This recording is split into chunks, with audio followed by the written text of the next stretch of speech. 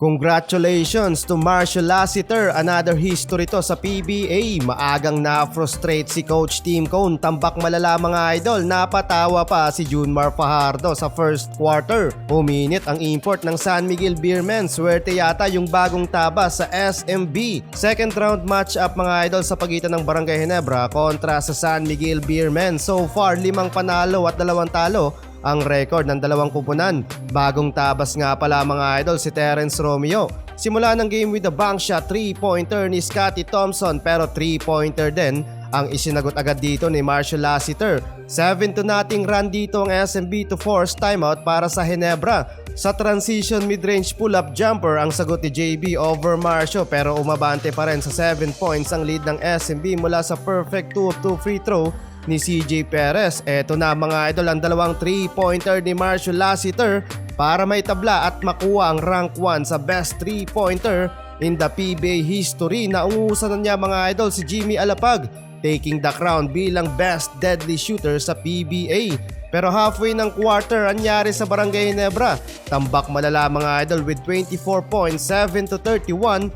Na-intimidate yata mga idol ang Gene King sa naging achievement ni Marshall Lassiter. At finally na-i-connect na din ni RJ Abarrientos ang field goal ng Ginebra. Follow up with alley-oop dunk ni Japit Aguilar mula sa assist ni JB.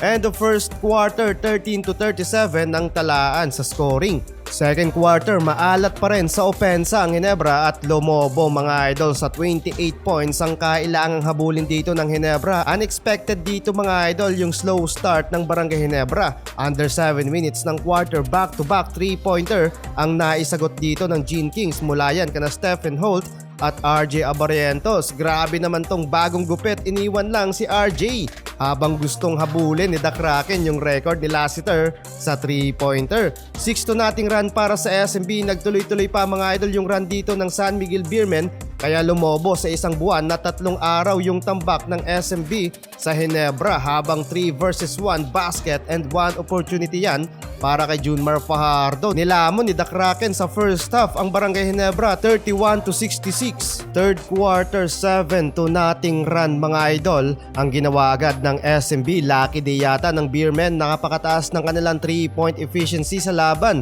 Yan yung dahilan kung bakit lumobo ang lead nila sa game. Difficult night naman para kay JB so far, 6 points pa lang mga idol sa laban.